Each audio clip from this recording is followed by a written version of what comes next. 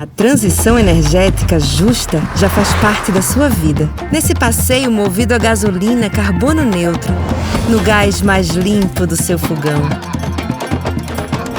e no diesel mais sustentável que chega para cada vez mais gente. Com produtos que geram menos emissões, a Petrobras é líder na transição energética justa. E isso é bom para todo mundo.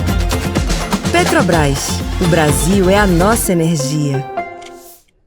Olá pessoal, sejam todas e todas bem-vindos de volta ao Estúdio Eixos direto da CERAWeek 2025. Nosso bate-papo agora é com a Natália Klaff, que é vice-presidente da Radix. Natália, obrigado pela gentileza de estar aqui com a gente. Já dá para a gente tirar alguns primeiros insights da conferência desse ano. A gente estava conversando um pouquinho antes da gente começar a gravar. Você estava falando que a conferência está um pouquinho diferente esse ano. Como é que vocês estão vendo as discussões agora em 2025? Bom, Felipe, primeiro, muito obrigada pelo convite. É sempre um prazer, a gente é fã do canal e acompanha, né, o conteúdo de vocês. Esse é meu quarto ano consecutivo na CERAWeek, então é muito interessante ver como a agenda de energia ela evolui também, né, e se adapta às realidades geopolíticas, né, do que está acontecendo ao redor desse eixo, né. Acho que esse ano em particular é um ano importante, né, um ano de transição de governo aqui nos Estados Unidos, então tem de fato uma repaginação da agenda muito voltada a um fortalecimento do setor, né, a um olhar mais estratégico em relação à agenda de energia e como que suporta os investimentos e o crescimento das economias. Acho que esse é um tema relevante para todo mundo que atua na indústria, claro, né? Acho que a gente vê também, de certa forma, muitas das empresas, né, das IOCs, repaginando também o seu discurso em relação a algumas políticas, né, ligadas a investimentos e a diversificação do seu portfólio, o que também nos interessa, né, para entender em que direções que estão indo todos esses investimentos. E claro, se ano passado existia muito interesse, né, e muito foco falando sobre potencial de tecnologias como o IA, né, para essa indústria, hoje a gente vê um ano depois muito mais maturidade nessa discussão, né, resultados mais concretos e também um caminho muito mais claro de onde essas empresas desejam aí colocar seus esforços e muito mais clareza de que esse é um caminho muito importante para eles, né, o que para a gente, né, uma empresa de tecnologia como a Radix, faz todo sentido e a gente quer acompanhar essa evolução também, né? Mas a gente já tem hoje uma clareza, não só das IOCs, mas toda a indústria de energia, de que IA será, ou já é, parte do futuro dessa indústria? Não dá para dissociar uma coisa da outra?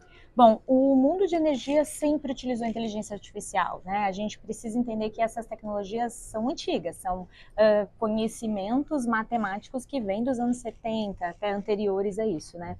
Então, é uma indústria que tradicionalmente sempre usou dados para alavancar resultados e para desenvolver novas fronteiras de conhecimento, né? Então, era natural que novos desenvolvimentos nessa área fossem ter mais tração numa indústria como a nossa, né? O que a gente percebe, e a gente estava falando sobre isso mais cedo, né? A gente coloca em alguns momentos IA toda no mesmo balde, né? No mesmo bucket. E, na verdade, é muito mais amplo do que isso, né? Acho que o que tem se falado muito mais recentemente, acho que é o poder transformacional dessa tecnologia, é quando a gente pensa em associação de algoritmos e especialmente a IA generativa, que é o que teve, de fato, um grande aspecto transformacional e de escala. Porque as pessoas começaram a usar na vida, né, normalmente. A gente percebeu isso no final de semana, né, conversando em casa com a família, né? Isso. E como que isso se reflete para a indústria, né? A gente estava conversando sobre isso, né? O que acontece é, a tecnologia, ela cada vez vai se tornando mais complexa, né? E a IA generativa é como se ela fosse uma grande camada de simplicidade que favorece a interação com esses dados, favorece com que você consiga conversar com os dados dos seus ativos de uma maneira natural, como se você estivesse falando com uma pessoa, né? Atrás daquilo tem um conjunto de algoritmos muito complexos, né? E que vão além dos métodos de LLM, que a IA generativa usa, mas eu acho que o grande aspecto transformacional é de fato esse poder de simplificação. E isso a gente tem observado na prática em diversos clientes que o poder de escala, né, e o potencial de escala é muito importante. Então, acho que com base no que a gente tem visto, experiências reais de projetos e o poder que isso tenha de chegar dentro de várias camadas dentro das organizações, eu acredito sim que já é uma realidade e que a gente vai ver muito mais disso ao longo do tempo. Assim, não acredito na hipótese disso ser um hype e a gente não falar mais disso no futuro, sabe? Entendi. É irreversível. E hoje a gente já consegue mapear onde essas tecnologias já trazem resultados para essas grandes corporações. Por exemplo, a gente consegue ter ganhos de eficiência, a gente consegue ter ganhos de redução de custos. Como é que hoje a gente consegue já olhar onde essas tecnologias efetivamente já estão gerando resultados para essas grandes corporações? Eu acho que esse ponto que você tocou é importantíssimo, né? A tecnologia ela precisa ser justificada através de uma oportunidade de negócio. Tem que resolver um problema, né? Exatamente. E a gente, acho que a Radix mais do que nunca sempre defendeu esse tema, né? A gente precisa usar a tecnologia como meio e não como fim. Então, sim, a gente tem observado um potencial e casos reais aí de ganho de eficiência, tanto na questão de confiabilidade de equipamentos, quanto na própria questão de produtividade, né, de diversas equipes e na maneira como as equipes colaboram. Também a gente tem visto oportunidades concretas na área de eficiência energética e como é que você monitora, né, diversos ativos e a relação entre eles, a própria estrutura de supply chain, né, então consolidação de toda a cadeia de valor e fazer a interação entre a parte de produção, a parte de logística, a parte de compras dentro de uma unidade. Então, acho que tem um potencial de ganhos em diversas frentes. Mas acho que o que é mais interessante da gente entender é que a tecnologia é um habilitador de pessoas, né? Então, quanto mais a gente vê pessoas aí utilizando essas ferramentas e cada vez mais aprendendo a interagir com elas, mais oportunidades a gente vai encontrar. E acho que esse é até um tema legal, que a gente tem uma experiência recente aí de um cliente que investiu amplamente em GenAI através de uma ferramenta super inovadora, chama Joe AI. A gente está desenvolvendo em parceria com esse cliente. E aí o que a gente percebeu no Joe AI é que eles chegaram a 5.000 usuários nessa empresa e acho que a parte interessante dessa jornada é que quando a gente tem um volume grande de pessoas interagindo, gerando dados através dessas camadas de inteligência artificial, a gente também aprende como as pessoas interagem entre elas. Então elas usam o LLM para N razões. Por exemplo, da mesma maneira como a gente interage com o ChatGPT para revisar um e-mail, só que qual é a diferença? Como é um algoritmo que é específico com os dados daquele cliente, daquela empresa, daquela produção, eu vou fazer a minha revisão entendendo quais as especificidades daquele lugar, as especificidades até internas, né, os jargões da empresa e como é que ela se comunica internamente, como é que as pessoas se relacionam entre elas, hierarquicamente mesmo. Se eu estou conversando com o meu chefe ou eu estou falando com alguém que, enfim, é meu par e eu preciso me relacionar de uma maneira diferente.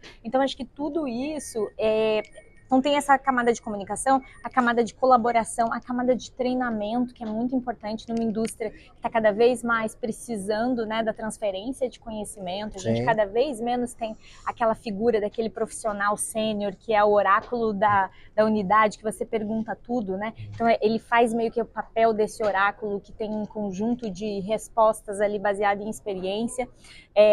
Como eu falei, as próprias aplicações, a própria tomada de decisão também baseada em dados. Então, as oportunidades, elas são imensas e elas vão vir das pessoas. Quanto mais a gente liberar que pessoas consigam interagir com essas tecnologias e tendo ideias novas, acho que o potencial é bem grande. Na prática, então, quanto mais as corporações, não basta adotar o uso, mas quanto mais as corporações incentivarem o uso, mais rápido elas vão atingir o retorno para elas próprias. E acho que algo que a indústria de óleo e gás sempre entendeu, e acho que vale muito para esse caso, é que o valor vem da escala. Né? Então, você testar pequenos pilotos é bastante difícil de você medir impacto amplo. Né? Mas quando a gente consegue escalar isso para múltiplas áreas dentro da empresa e um volume grande de usuários, o impacto sem dúvida nenhuma, é bem mais intenso. E a indústria de óleo e gás, tradicionalmente, é uma indústria desenvolvedora de tecnologia. Sem dúvidas, exato. Então, para ela pode significar não um desafio tão grande pelo histórico de desenvolvimento de tecnologia. E como eu falei, como a gente já tinha lá todo um, né, como você falou, essa experiência prévia, a gente sai muito mais rápido nesse sentido. Eu acho que, no fundo, o desafio agora é garantir que a gente encontre as reais oportunidades, que as estratégias sejam escaláveis, né? Ou seja, que tem infraestrutura necessária para você atingir um conjunto grande de ativos, um conjunto grande de dados, né? Isso é importante, então uma estratégia de plataforma, né? Que consiga consolidar esses dados, isso a gente acredita muito nesse modelo, mas também que a gente consiga acelerar e encontrar esse impacto em cada um desses usuários e ativos que estão espalhados dentro de um portfólio, né? Esse é o nosso papo para daqui a um ano, para a gente ver se a gente superou esse desafio. E eu acho assim que as expectativas são otimistas. Quando a gente vê aí esse tema na agenda de todos os CEOs que falaram até agora, a gente entende que é para esse lado que está indo o investimento. Eu estou bem otimista que ano E os que governos também, né? A gente vê aqui governos dúvida. Falando muito sobre isso também, Sem dúvida. Né? E isso para a gente, em especial, uma empresa brasileira como a Radix, que cada vez mais se globalizando, crescendo fora do Brasil, para a gente tem um potencial enorme, porque acho que o Brasil, a gente conversou também em outras oportunidades, o Brasil tem um grande potencial para ser um exportador de tecnologia, a gente tem boas pessoas criativas que conhecem muito de óleo e gás e que gostam também da temática de tecnologia, de inovação. Acho que tem tudo para o Brasil ser um player importante nessa indústria, né? Legal. Natália, agradeço a gentileza Obrigada mais uma vez. Obrigado a você que está assistindo a cobertura da Agência Eixos direto da Cera Week 2025. Fique com a gente.